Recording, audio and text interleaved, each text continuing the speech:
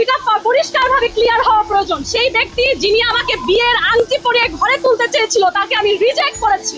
আমার কি নারী হিসেবে সেটার অধিকার নেই? আদালতে এমন কসম করছিলেন আলোচিত মডেল মেঘনা আলম। দাবি করেন সৌদি দূত তো দূরের কথা, কারোর সঙ্গে তার কখনো শারীরিক সম্পর্ক হয়নি।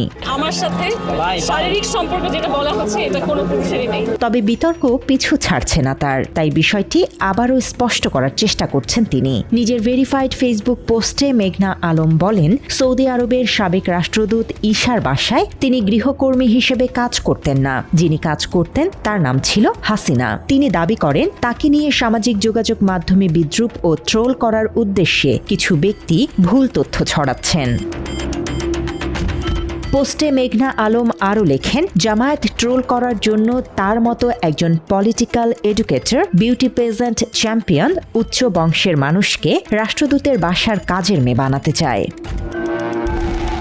তিনি আরও জানান, হাসিনা একজন পরিশ্রমী ও ভালো মানুষ। তার ভাষ্য অনুযায়ী হাসিনা সাবেক রাষ্ট্রদূত ঈশাকে বাবা বলে ডাকতেন এবং ওই চাকুরির মাধ্যমে নিজের পরিবারকে সহায়তা করতেন। মেঘনা আলম বলেন, হাসিনা খুব ভালো চা বানাতেন। এখনও মাঝে মাঝে তাদের যোগাযোগ হয় এবং অতীতে তিনি তারও যত্ন নিতেন। মেঘনা আলমের দাবি, গৃহকর্মী হিসেবে কাজ করাকে ছোট করে দেখার কিছু নেই। তবে তিনি স্পষ্টভাবে বলেছেন, তিনি নিজে কখনোই সৌদি রাষ্ট্রদূতের বাসায় গৃহকর্মী হিসেবে কাজ করেননি।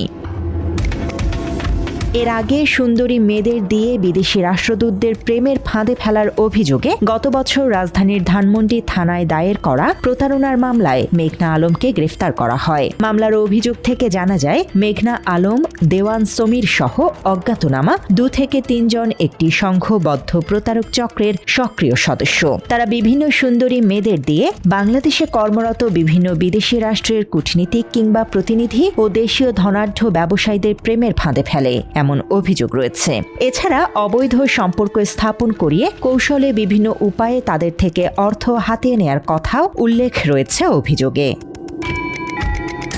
তবে ওই অভিযোগ বরাবরই অস্বীকার করে আসছেন মেঘনা। এমনকি গত বছর তাকে গ্রেফতারের সময় ফেসবুক লাইভে নিজেকে নির্দোষ দাবি করেছিলেন তিনি। আমার বাসায় কিছু মানুষ আক্রমণ করেছে, তারা নিজেদেরকে পুলিশ পরিচয় দিচ্ছে। মাত্র 30% টাকায় জমির মালিক হয়ে নতুন বাংলাদেশের গড়ে তোলার স্বপ্ন দেখা বাংলা বসতি। এসবের মাঝেই নতুন করে আবারও আরেকটি পোস্ট দিয়ে আলোচনা উস্কে দিলেন মেঘনা Alam. News desk, Bangla addition.